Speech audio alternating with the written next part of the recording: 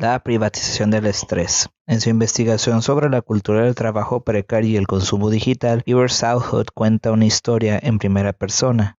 En un momento en el que se encontraba subempleado y viviendo a base de contratos de corto plazo que conseguían agencias de empleo de un momento para otro. Una mañana tuvo la mala idea de ir al supermercado. Al volver a casa encontró en su email un mensaje de una agencia que le ofrecía trabajo por el día. Llamó a la agencia, pero le dijeron que el trabajo ya había sido asignado y le reprocharon su desconcentración. 10 minutos en la calle es un lujo que un trabajador freelance no se puede tomar. Relata Southwood. De estos trabajos se espera que se queden a la puerta de la fábrica con botas cada mañana sin falta. En estas condiciones la vida se vuelve precaria, planear se hace difícil y las rutinas se tornan imposibles. El trabajo puede empezar o terminar en cualquier momento y la responsabilidad de crear la próxima oportunidad y de surfear entre distintas tareas recae en el trabajador. El individuo debe encontrarse en un permanente estado de alerta. El ingreso regular, los ahorros, la categoría de ocupación ya son restos de otro mundo histórico. No es sorprendente que sientan ansiedad, depresión o falta de esperanza quienes viven en estas condiciones, con horas de trabajo y términos de pago que pueden variar de modo infinito, en condiciones de empleo terriblemente tenues. Sin embargo, puede llamar la atención a primera vista que se logre persuadir a tantos trabajadores de que acepten este deterioro en las condiciones de trabajo como naturales y que se ponga el foco en su interioridad, ya sea en las características de su química cerebral o en la de su historia personal, para encontrar las fuentes del estrés que puedan sentir. En el campo de batalla ideológico que Southwood describe desde adentro, la privatización del estrés se convirtió en una más de las dimensiones que se aceptan de antemano en un mundo aparentemente despolitizado. El término que he utilizado para describir este campo de batalla ideológico es realismo capitalista, y la privatización del estrés ha desempeñado un rol central en su emergencia.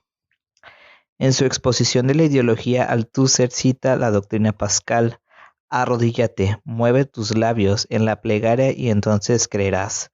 Las creencias psicológicas surgen del seguimiento de los pasos y la aceptación del esquema, los lenguajes y los comportamientos oficiales. Así que por mucho que distintos individuos y grupos se hayan burlado del lenguaje de la competencia, el emprendurismo y el consumismo que se adueñaron de las instituciones de la década de 1980, es nuestra misma aceptación ritualizada de su terminología la que ha logrado naturalizar el dominio del capital y desbaratar cualquier intento de oposición.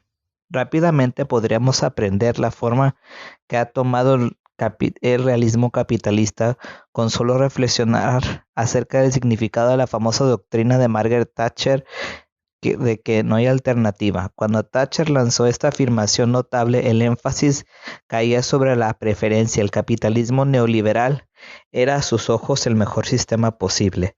Las alternativas no eran deseables. El mensaje implícito era que no había ninguna alternativa mejor. Hoy en día, en cambio, la doctrina lleva un peso ontológico distinto. El capitalismo no es ya el mejor sistema posible, sino el único sistema posible. Y las alternativas no son indeseables, sino fantasmáticas, vagas, apenas concebibles, sin contradicción. Desde 1989, el éxito rotundo del capitalismo al momento de gestionar a su propia posición lo ha llevado a consagrar el objetivo máximo de la ideología, la invisibilidad. En Occidente, el sentido ambiguo, el capitalismo, se propone como la única realidad posible y por lo tanto raramente aparece como tal. Attilio Boron afirma que el capitalismo ha girado a una posición discreta detrás de la escena política que se volvió invisible y actúa como el fundamento de la sociedad contemporánea, y cita la observación de Bertolt Brecht de que el capitalismo es un caballero al que no le gusta que lo llamen por su nombre. El realismo deprimente del neoliberalismo. Uno esperaría que fuera la derecha thatcherista y post-thatcherista, la primera en propagar la idea de que no hay ninguna alternativa al programa neoliberal. Pero la victoria del realismo capitalista quedó sellada realmente en el Reino Unido recién con el Partido Laborista. Capituló ante esta visión de las cosas y aceptó como precio por pagar para llegar al poder, que el interés de los negocios estrictamente definidos podrá desde ahora organizar la forma y la dirección de la cultura entera. Y en verdad tendríamos que hacer una corrección. Más que capitular ante el realismo capitalista de cuño thatcherista, fue el Partido Laborista mismo que introdujo el realismo capitalista en el mainstream político británico, con el primer ministro James Callaghan dio su famoso discurso en 1976 en la Conferencia Laborista de Blackpool. Durante mucho tiempo, quizás desde el fin de la Segunda Guerra, hemos propuesto la necesidad de encarar las opciones y los cambios fundamentales de nuestra economía. Desde entonces, hemos estado viviendo en tiempo suplementario, el mundo cómodo y acogedor que se nos ha dicho que duraría para siempre, un mundo en el que el pleno empleo podría ser garantizado por la firma de un canciller, y este mundo se ha ido para siempre. De todas maneras, no sería certero decir que Callaghan atisbó el grado en el cual el laborismo se involucraría en la política del consenso corporativo. La intensidad con los que el mundo acogedor al que el laborismo le cerraría los ojos sería reemplazado por la inseguridad generalizada que describió Ivor Southwood. La adquiescencia del laborismo como realismo capitalista no puede considerarse un simple error. Por supuesto, fue una consecuencia de la desintegración de la vieja base de poder de la izquierda frente a la reestructuración postfordista del capitalismo. Los rasgos de esta reestructuración son ya tan familiares que han retrocedido el trasfondo de lo que se da por sentado: la globalización, el desplazamiento de las manufacturas por la computarización del trabajo y la precarización del trabajo y la intensificación de la cultura de consumo. Estos rasgos constituyen el fundamento pospolítica sobre la que descansa el realismo capitalista. Las advertencias se expresaron de Stuart Hall y el resto de los colaboradores de la publicación Marxism Today a fines de la década de 1980 demostraron ser absolutamente correctas. La izquierda corre el riesgo de desaparecer en la medida en que permanezca pagada a los presupuestos del mundo fordista declinante y sea incapaz de empujar en el tablero del nuevo mundo postfordista. Pero el proyecto laborista, en lugar de intentar pujar en este tablero, se basó en la concesión de que era imposible cubrir por izquierda el tablero del posfordismo y de que todo lo que podíamos esperar no era más que una visión mitigada del despliegue neoliberal.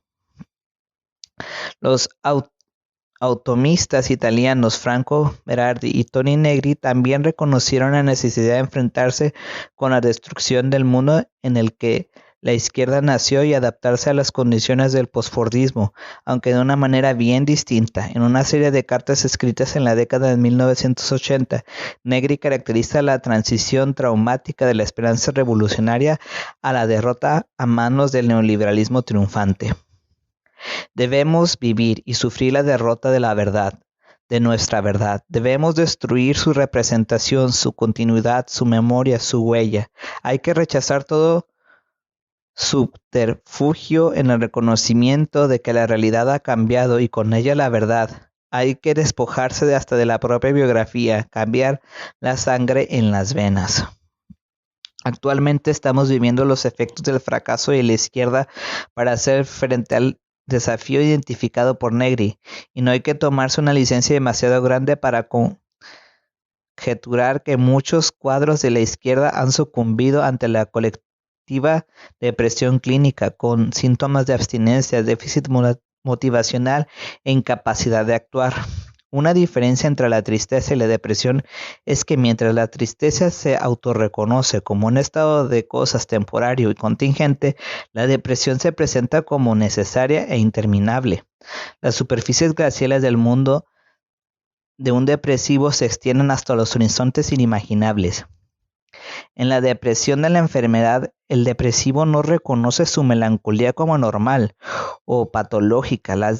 La seguridad de que toda acción es inútil y que detrás de la apariencia de la virtud solo hay banalidad golpea a quienes sufren de depresión como una verdad que ellos han descubierto, pero que los otros están demasiado engañados como para reconocerlo.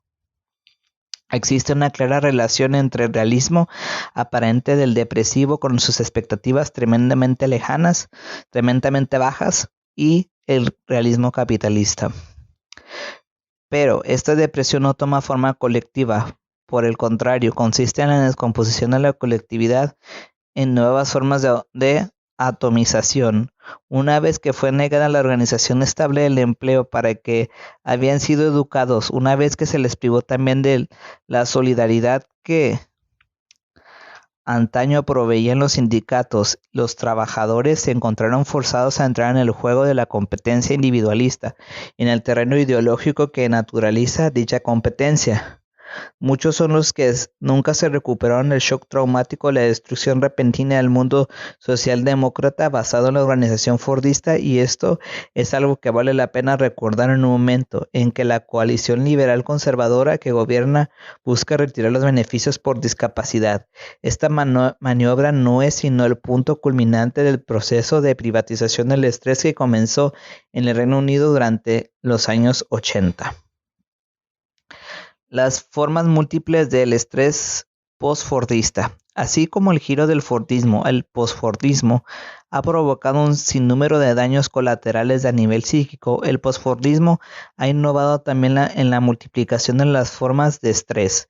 En lugar de terminar con el exceso de reglamentaciones burocráticas, tal como era la promesa de los ideólogos liberales, incrementando de modo masivo la presión administrativa sobre los trabajadores, de los que se espera que hoy sean sus propios auditores, lo que igualmente no los libera de las atenciones de muchos tipos de auditores externos. El trabajo, no importa cuán precario sea, implica ahora la realización de otros metatrabajos, la confección de registros, el inventario de objetivos y metas, el compromiso con el llamado desarrollo profesional continuo. Refiriéndose al trabajo académico, el blogger Savonarola describe el modo en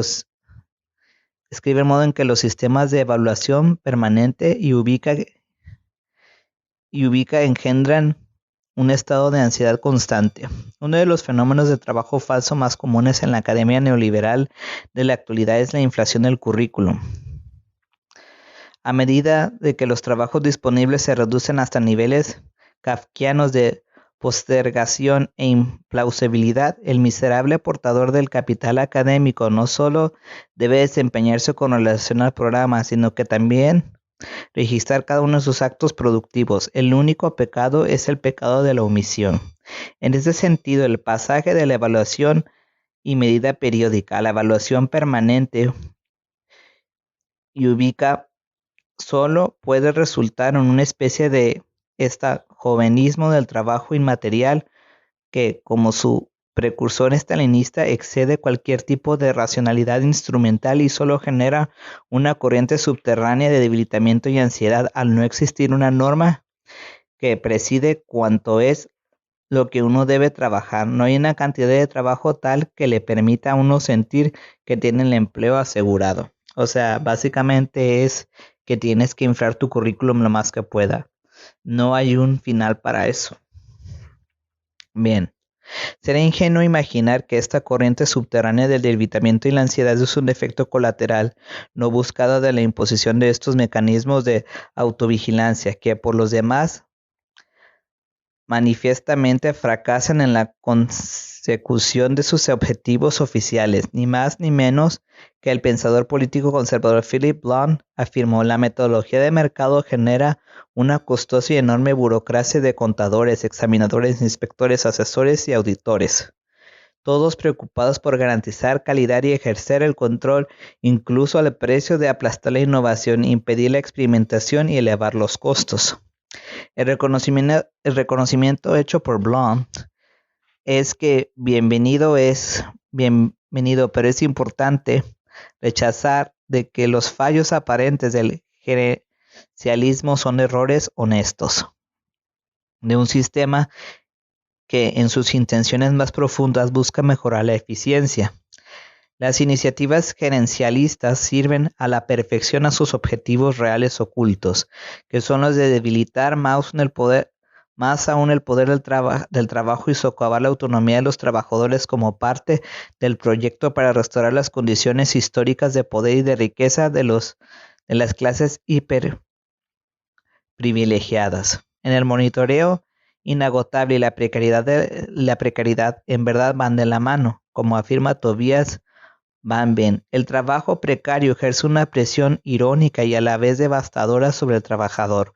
Por un lado, el trabajo nunca termina. El trabajador debe estar siempre disponible, sin derecho a ninguna vida privada ajena al tiempo de trabajo. Por otro lado, el precario es por definición descartable, incluso si se siente capaz de sacrificar todas y cada una de las esferas de la autonomía en las áreas de trabajo.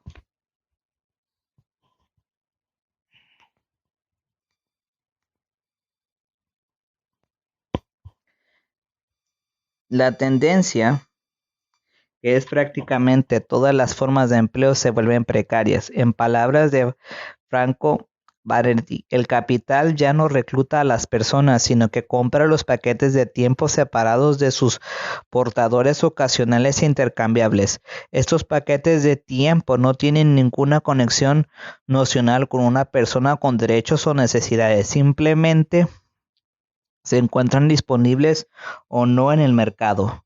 Berardi también reconoce los efectos de las comunicaciones digitales que producen lo que él caracteriza como el sentido difuso del pánico, en un estado en el que los individuos se encuentran a merced de la guerra relámpago de datos imposibles de manejar. La aceleración en el intercambio de la información que está produciendo un efecto patológico en la mente humana individual y más aún allá en el espíritu colectivo. Los individuos ya no pueden procesar conscientemente la inmensa y siempre creciente masa de información que ingresa en sus computadoras, teléfonos y pantallas de TV, en los periódicos online y en sus cabezas. Sin embargo, resulta imposible seguir, reconocer, evaluar y procesar toda esta información si desea ser competitivo y eficiente y triunfar. Una de las consecuencias de las modernas tecnologías de la comunicación es que no cuentan con un espacio externo en el que uno puede descansar de ellas y recuperarse. El ciberespacio se vuelve obsoleto en el concepto clásico del espacio de trabajo. En un mundo en el que se espera de nosotros que podamos responder un email de trabajo casi a cualquier hora, el trabajo no se limita ya en un lugar o un horario, no hay un escape. Y no solo porque el trabajo se excede sin límites, estos procesos comenzaron a colarse en el líbido de manera que el estrangulamiento que provoca el exceso de las telecomunicaciones se experimenta necesariamente con algo displacentero. Sherry Turkle afirma que muchos padres, se estresan al tratar de responder a sus emails y mensajes, mientras que intentan no dejar de prestarle atención a sus hijos, pero al mismo tiempo sienten una atracción magnética por las tecnologías de la información que los ahogan. No pueden irse de vacaciones sin llevarse a la oficina a cuestas, su oficina en su teléfono. Se quejan de que los jefes esperan de ellos que estén online continuamente, pero también admiten que la devoción hacia los dispositivos digitales excede con creces sus expectativas profesionales. Algunas cosas que se hacen por el trabajo, tareas que se llevan a cabo, las vacaciones o tarde a la noche, no son vividas simplemente como demandas poco razonables del jefe. Desde el punto de vista psicoanalítico es más fácil porque estas demandas, incluso imposibles de cumplir, pueden libidinizarse, pero justamente una demanda de este tipo es la que asume la pulsión de acuerdo con el psicoanálisis. Según Jordi Dean, la compulsión por las comunicaciones digitales constituye una captura por parte de la pulsión, tal como la entendieron Freud y Lacan. Los individuos se encierran en círculos repetitivos con la conciencia de actuar sin ningún objetivo, pero sin poder oponer resistencia. La circulación interminable de las comunicaciones yace más allá del principio del placer. La necesidad insaciable de chequear los mensajes, los emails y las notificaciones de Facebook es compulsiva y precaria a la necesidad de rascarse una picadura, aún a sabiendas de que así la herida empeorará. Este comportamiento, todos los comportamientos compulsivos, solo aumenta la insatisfacción. Si no encuentra nuevos mensajes en la bandeja de entrada, uno se siente decepcionado y vuelve a chequear más rápido, pero si hay mensajes también nos sentimos decepcionados porque nunca son lo suficientes. No hay techo para la cantidad de mensajes que a uno le gustaría recibir. Sherry Turkle ha hablado con personas que no pueden resistir la urgencia de enviar los mensajes de texto incluso cuando están manejando. A riesgo de hacer una broma demasiado sofisticada, puede decirse que esto es un perfecto ejemplo de la pulsión de muerte, que no se define por el deseo de morir, sino por encontrarse con las ganas de una compulsión tan poderosa que uno se vuelve indiferente a la misma muerte. Lo que llama la atención a la vez de la banalidad del contenido de la pulsión, nada que ver con la tragedia del estilo de Red Shoes, en la que la bailarina muere por el rapto sublime a la que lleva la danza. Hablamos de personas que se preparan para enfrentar la muerte por leer a tiempo un estatus de 140 caracteres que saben de antemano que es perfectamente banal. Reforma pública o cura privada. La privatización del estrés es un sistema de captura perfecto, elegante en la brutalidad de su eficiencia. El capital enferma al trabajador y luego las compañías farmacéuticas internacionales venden drogas para que se sienta mejor. Las causas sociales y políticas del estrés quedan de lado, mientras que inversamente el descontento del individuo se interioriza. Dan Hyde afirmó que el foco de las deficiencias de serotonina como la supuesta causa de la depresión dejan en las sombras algunas raíces sociales de la infidelidad, tales como el individualismo competitivo, la desigualdad en la redistribución del ingreso, y si bien existe un enorme corpus de trabajos que muestran los vínculos de felicidad individual con la participación política y el fortalecimiento de lazos sociales, tanto como la justicia en la redistribución del ingreso, una respuesta pública al estrés privado raramente se considera una primera opción de abordaje. Claro que es más fácil prescribir una droga a un paciente que efectuar un cambio rotundo en la organización social, y al mismo tiempo existe una multitud de emprendedores que ofrecen la facilidad ya mismo en pocos pasos. Gente que se siente cómoda operando con la definición de la felicidad y la autorrealización al interior de la cultura, y que puede vender esta felicidad sin sentir culpas. Corroborar y corroborarse en la ingenuidad enorme de la persuasión comercial. El régimen farmacológico psiquiátrico fue central para la privatización del estrés, pero es importante que no pasemos por alto el rol, tal vez peor, que también tuvieron la despolitización del estrés. Algunas prácticas más holísticas como la psicoterapia. El terapeuta radical David Samail afirma que la frase de Margaret Thatcher de que no existe algo así como la sociedad, solo existen individuos y las familias, encuentra un eco subterráneo casi en todos los abordajes psicoterapéuticos en la actualidad. Terapias como la conducta cognitiva combinan el foco de la infancia a la manera de psicoanálisis con la idea propia de la autoayuda, de que los individuos pueden convertirse en los amos de su propio destino.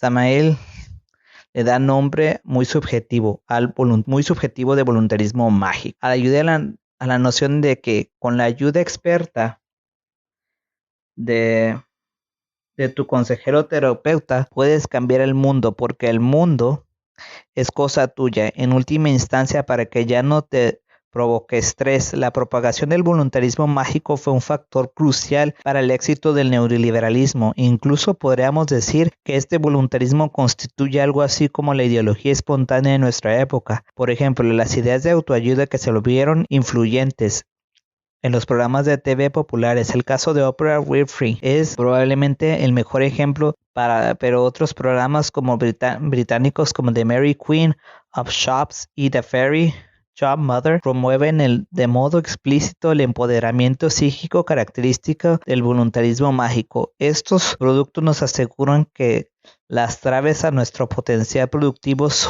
son internas. Si no tenemos éxito es porque no hacemos el trabajo necesario para reconstruirnos. La privatización del estrés ha sido por parte central del proyecto, cuya meta principal es la destrucción del concepto de lo público. Este concepto, de cual depende fundamentalmente el confort psíquico. Necesitamos con urgencia una nueva política de salud mental organizada en torno del problema del espacio público. En su ruptura con la vieja izquierda estalinista, las varias formas de la nueva izquierda fueron a la casa de un espacio público desburocratizado y una mayor autonomía del trabajador, pero los que entraron en el gerencialismo y paseos de compras, la situación política actual con el mercado y sus aliados buscando obstinadamente la erradicación de todo vestigio socialdemócrata constituye una inversión infernal del sueño autonomista de liberar a los trabajadores del Estado, el jefe y la burocracia. En un giro perverso y espectacular, los trabajadores se ven trabajando más tiempo y más duro en condiciones deterioradas y por un peor salario para financiar en los hechos el rescate de la élite financiera que por parte del Estado, mientras que los agentes de dicha élite continúan tomando la destrucción de la red de servicios públicos de la que dependen los trabajadores. Y al mismo tiempo que un neoliberalismo ya desacreditado pergeña la intensificación de su proyecto, emerge una especie de autonomismo de derecha que para la crítica de la burocracia socialdemócrata o liberal va de la mano de un llamado a restituir las tradiciones. El éxito del neoliberalismo tuvo como condición la captura de los deseos de los trabajadores que querían desesperadamente liberarse de las restricciones del Fordismo, aunque el consumismo individualista miserable en que nos encontramos inmersos hoy en día no es la alternativa que buscaban. La opción de restituir algunas formas sociales del pasado no representa una respuesta persuasiva o creíble al problema. El capital ya ha aniquilado las tradiciones con las que sueñan escritores como Blount, y no hay vuelta atrás. Y esto no debería ser causa de llanto, todo lo contrario. No necesitamos revivir las formaciones sociales que ya han fracasado y por razones que los izquierdistas deberíamos entender. Necesitamos un proyecto político que en realidad nunca empezó, la creación de una esfera pública democrática. Incluso en el trabajo de Blount podemos discernir los lineamientos de un giro hegemónico en su repudio dramático de los conceptos centrales del neoliberalismo, en su ataque a la moral, del gerenciamiento y en su admisión tácita de que, en contra de lo que hubiera afirmado la misma Margaret Thatcher, ocurre después de todo si existe algo como la sociedad. Estos esfuerzos prueban que el neoliberalismo ha perdido credibilidad. El reciente reflote de la militancia joven en el Reino Unido nos hace pensar que la privatización del estrés ha entrado en crisis y que en lugar de la depresión individual medicada nos encontramos en las explosiones de rabia pública. Estas expresiones, tanto el descontento inútil pero masivo frente al gerencialismo que regula y subregula el trabajo, promueven el material con el cual podrán construirse los cimientos de un nuevo modernismo de izquierda, porque solo un modernismo de izquierda sería capaz de erigir una esfera pública que cure las numerosas patologías con las que inocula el capitalismo comunicativo. Bueno, pues aquí habla de las izquierdas, pero lo que sí es cierto es que ya no hay tiempo para las actividades recreativas, para poderse, ahora sí que de alguna manera desestresar de los aparatos electrónicos. Siempre tienes que estar conectado, si no, pues no existes, ¿vale? Y pues hasta aquí el programa. No sé qué más puedan decir. Yo no sabía que decía de izquierdas, pero bueno, no vamos a denostar solamente porque una persona sea de izquierda a derecha. Todo el mundo tiene algo que decir,